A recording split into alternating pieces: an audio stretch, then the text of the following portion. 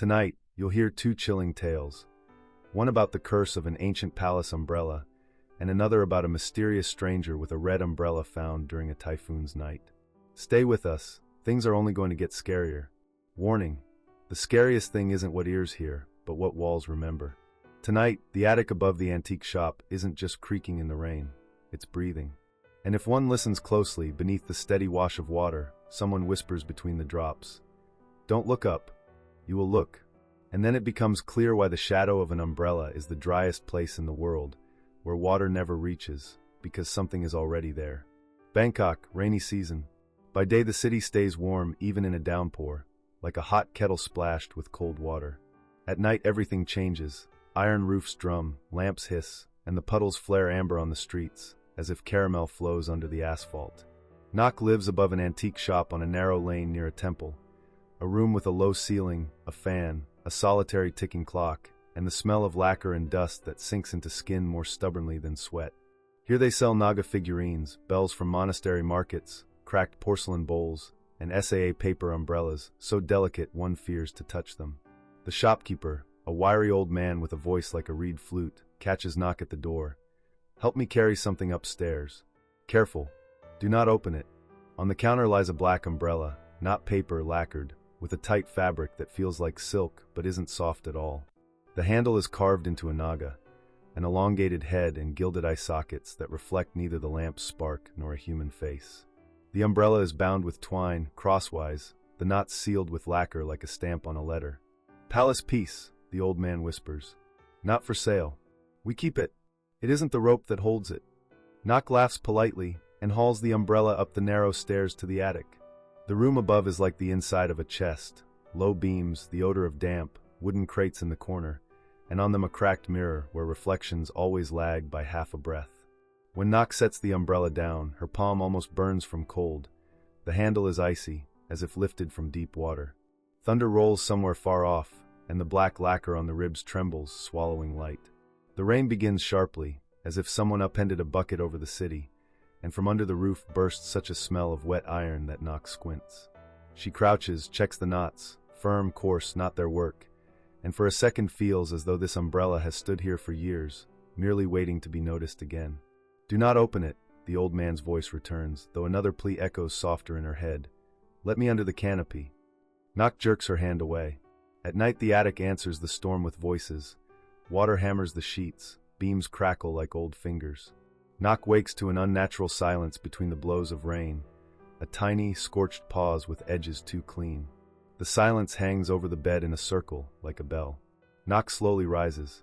The room is dark, but above her on the ceiling a perfectly even disk of shadow has spread, dense as a tree cross-section. She knows where the umbrella should stand, in the corner, but the circle of shadow is where it cannot be, right above the bed. Don't look up, someone whispers, and Nok understands the whisper isn't in the room.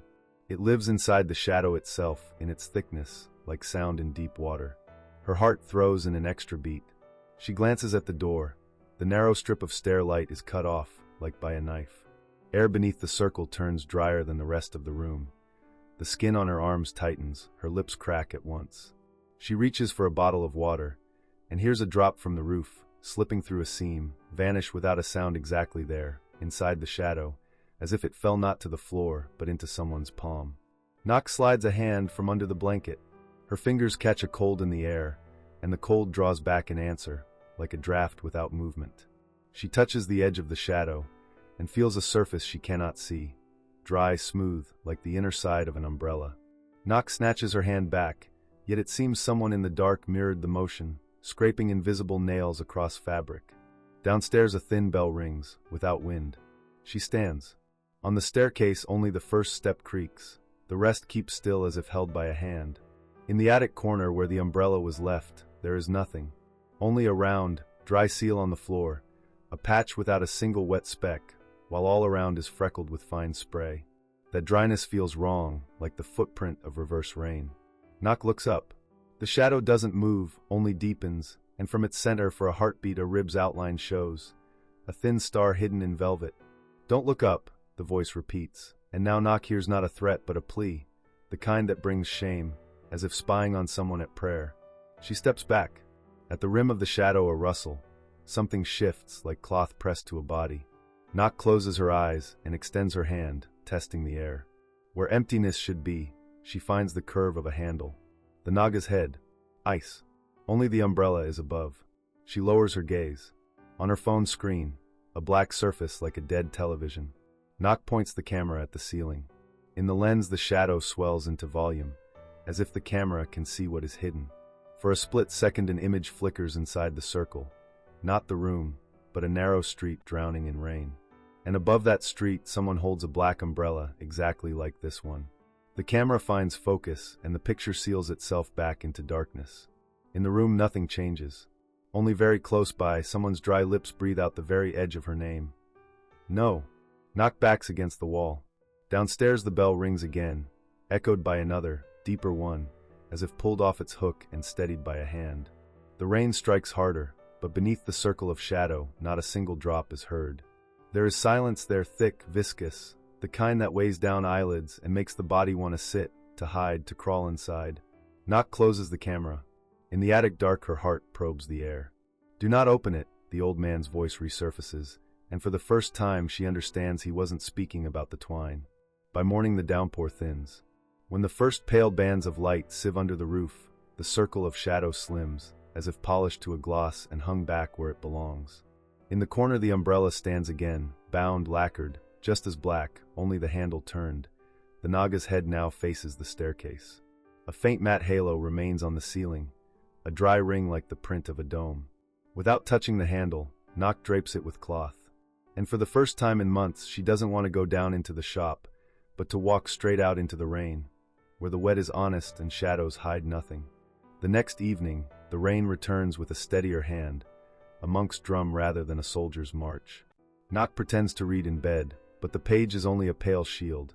Every few lines, her eyes drift to the ceiling where the circular stain remains like a faint, dried halo. In the corner, the black umbrella stands bound and patient, its Naga head turned toward the stairs as if listening for footsteps that aren't hers. She goes downstairs for tea. The shop smells of lacquer and old rope. The owner is oiling a cracked wooden Buddha. The cloth in his hand pauses when Nock speaks. It was on the ceiling, she says, hating how thin her voice sounds. He nods as if they are discussing the weather. Once these were carried above processions, he murmurs. Monks. High families. Bodies on their last walk. A canopy keeps off more than rain. Some things learn to prefer what's dry. He does not ask questions and does not look at her. Back upstairs, the air is heavier, not damp, but weighted like a blanket left too long in sun. Nock kneels beside the umbrella and watches. It does not move. The knots are ugly and sure. Yet when the wind flexes the roof, the lacquer on the ribs gives back a dull, slow sheen, the way a buried coin might blink in mud. She lays her palm on the floorboards and finds it, not moisture, not warmth, but the outline of a circle in negative. The wood outside is faintly tacky, inside it is bone dry. A boundary. She brings her phone again, the screen a cautious eye. When she points the camera at the umbrella, the image warps, not a glitch, but a depth that shouldn't be there, as if the lens were trying to focus on the inside of a closed fist. She inches closer. The twine hums against the lacquer, taut with a tension that feels like held breath. A drop falls from the roof, threads the seam, and vanishes with that same terrifying courtesy, no sound. Nock whispers, "Who are you?" The answer comes without shape, a thought pressed into her skin. Not who. Where? The ceiling dimples. Not a sag, but an impression, as if a dome were settling into the room from above. Spokes implied by absence, a geometry of shadow. Her scalp prickles. She should call the owner, should run down the stairs that creak only once. But the silence under the circle is a promise, and it drags at her like low tide. Do not open it, the old man had said. The words return with a new edge. Not a rule. A bargain. Nock stands and moves to the wall switch. Light slashes the room, harsh and buzzing. The circle thins, refusing the fluorescence, but does not vanish. Beneath it, she sets a chipped porcelain bowl. The bowl fogs on the outside. Inside it stays clean and dry, the way a shrine shelf does after someone has just dusted it, the dust held in their breath rather than on their palm. Shelter, Nock says. The thought that answers is smaller, childlike, and terribly tired. Stay. She shakes her head. Not mine. The umbrella's Naga seems to listen. A thread of wind slips through the roof and plucks the twine, a single string on a dark instrument. Nock reaches toward the knots and stops, her fingers hovering over the lacquer. The air there is cold enough to sting, as if she has opened a refrigerator door in a hot kitchen. "I won't," she says, meaning the rope and also the ceiling and something else she cannot name. The circle eases, a breath let out. The bowl pops faintly, a porcelain click. Far below, in the shop, a bell answers with a softer twin. Nock backs away, and the room grows ordinary by degrees, beam, crate, mirror. But when she lies down, sleep does not come. Between the strokes of rain and lamp hiss, another rhythm joins, quieter than heartbeat, older than weather. The sound of an empty street wearing rain like silk, protected beneath a black, patient dome. And somewhere just beyond her ceiling, footsteps keep pace with hers, waiting for the moment an umbrella must be carried by two. Nock wakes before dawn, her body tense, her mind thick with dreams of rain-soaked streets and black domes overhead. The circle on the ceiling remains, sharper now, its edges less faint, as if the night has reinforced its boundary. The umbrella waits in the corner, twin tightly bound, but the Naga's head is no longer turned toward the stairs. It faces Nock's bed directly. She reaches for her phone. In her gallery, a new video she never filmed. It shows an unfamiliar street in monsoon darkness. A procession moves slowly, monks swaying under heavy cloth, women in mourning. At their center, someone like Nock walks, holding a black umbrella that throws no shadow. The faces under its canopy blur, their eyes deep wells of water. The camera shifts, and for an instant, a woman glances up. Her gaze fixes on the lens as if she sees through it. "Give me shelter," her lips form, though no sound ever reaches Nock's ears. The morning light cuts through the attic window, golden and almost warm, but within the circle of dryness, the air remains frigid and old. Nock stands and tiptoes across the room. She sees on the ceiling a faint ring, less creamy now, more like the imprint of ink, a relic that resists fading no matter how many days pass. She picks up the umbrella, careful not to touch the Naga handle. A slight tremor passes through her fingers, the latent chill of what the canopy holds. That presence, patient and yearning, presses at the edges of the silence. Nock considers untying the knots but stops, remembering the old man's warning, a bargain not a rule. Downstairs, the antique shop is silent. The owner looks up, his expression grim yet resigned. "He found a new shadow last night," he says, voice hoarse as dried leaves. Nock nods. She doesn't argue. The knowledge settles in her chest, an inheritance unwanted. She packs her things. The umbrella stays behind, once again standing over a dry spot where no drop of rain can touch. As she leaves, she glances back. For a moment, the Naga head seems to nod, acknowledging her departure. That night, elsewhere in Bangkok, under another storm, someone hurries along a street and pauses by a shop window. Inside, reflected in a warped pane, the faint circle of a shadow appears on the ceiling, waiting, patient, ready. The bargain remains, passed on, never truly broken. Nock steps into the honest rain at last, and beneath the open sky, her own shadow follows her whole.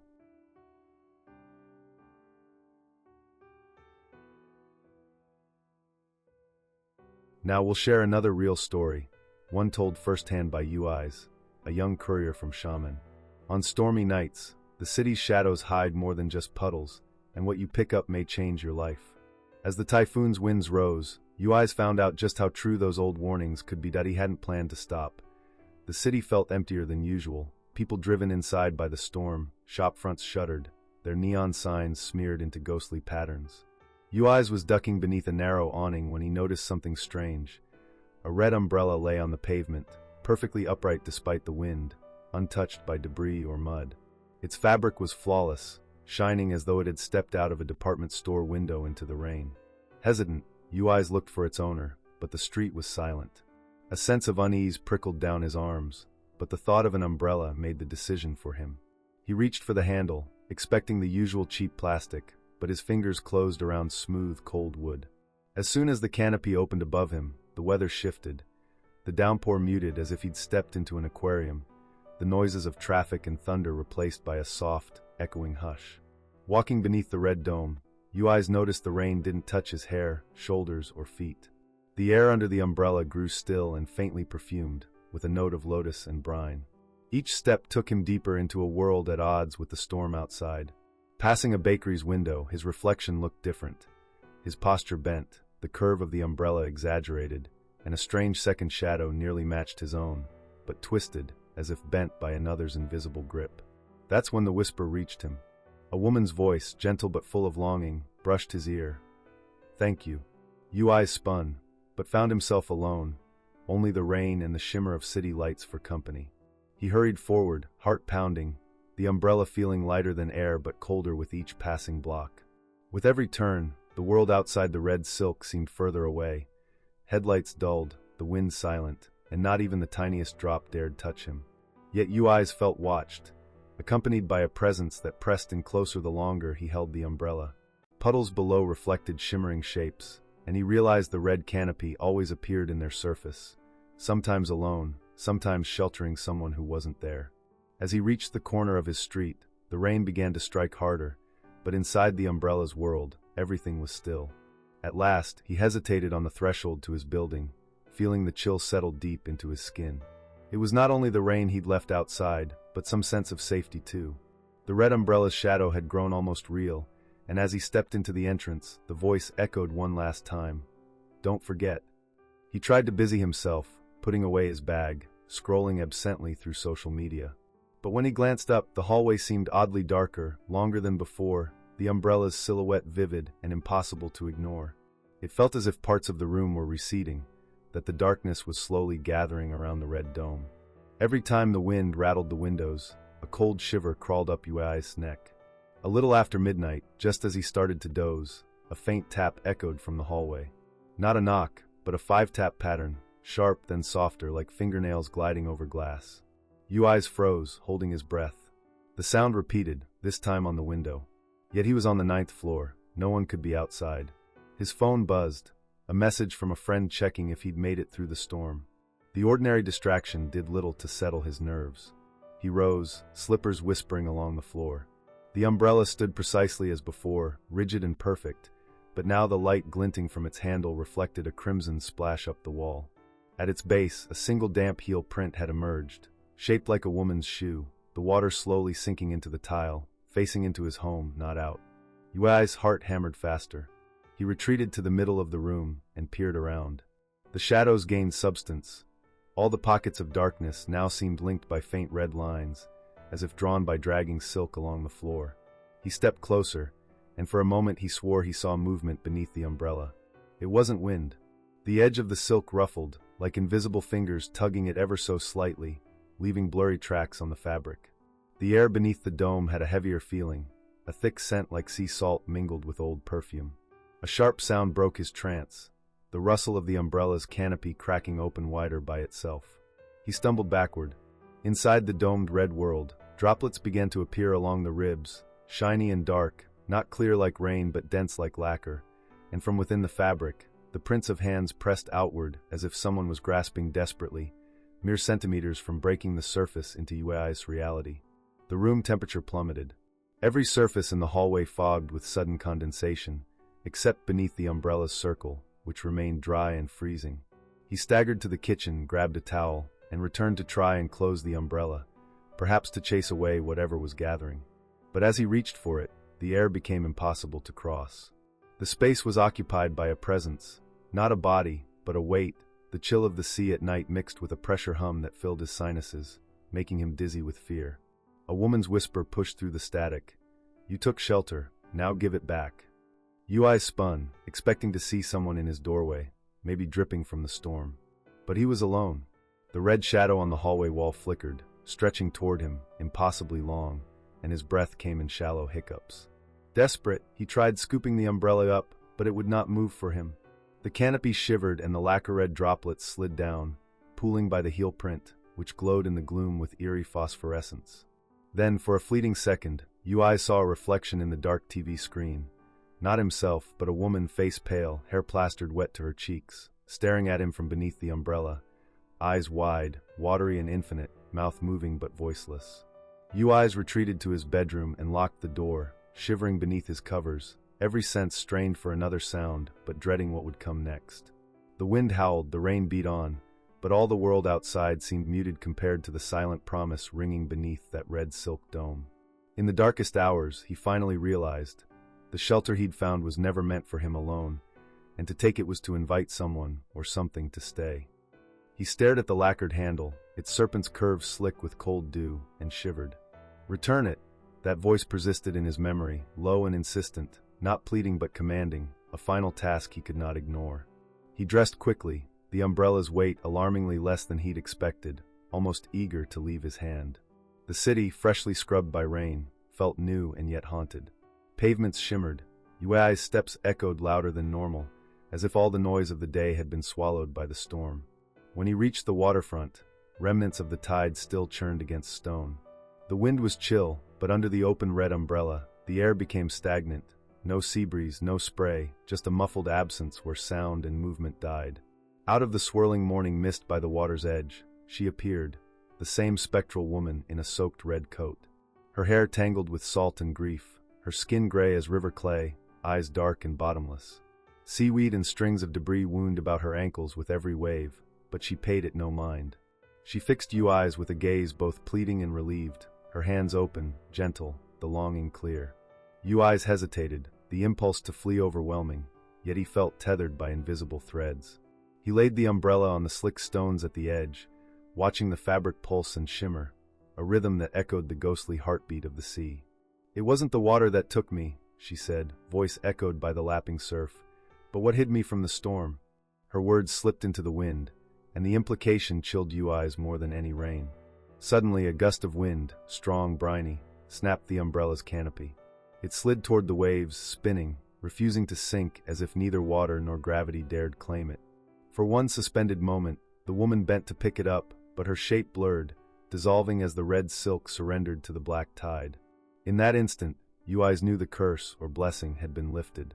A flicker of sunlight broke across the water, gilding the foam and painting the city with warmth for the first time since the storm began. Yuai straightened, feeling lighter as if a burden he hadn't understood was suddenly gone. He turned from the water, retracing his steps along the stone walk into the awakening city. Later that day, a news alert would announce the discovery of a woman's body washed up along the pier. No belongings, just traces of salt and fragile threads of red tangled in her hair. Yuai's closed the article quickly, unable to shake the feeling that some debts in the world are not paid with words. At home, the apartment felt emptier, the air still heavy but cleaner. When Yuai's paused in the doorway, his own reflection failed to appear in the glass for a moment. Instead, he saw the dim arc of a dome-shaped shadow where the umbrella once stood. No red, only somber gray. He blinked, and it vanished. The city outside glittered in sunlight, everyday life reasserting itself. But somewhere in the back of his mind, Yuai's knew the truth. Not all shelter is meant to be kept, and safety borrowed in darkness must sometimes be given back before fate, and the morning can truly begin anew. Thank you for watching. If this story chilled you or made you see rainy nights differently, let us know in the comments. Have you ever encountered something strange on the streets after a storm? Don't forget to like and subscribe to our channel for more real Asian horror tales. Your support helps us bring new legends and eerie true stories from all over Asia. See you in the next episode, and next time you're caught in the rain, look twice before picking up a lost umbrella.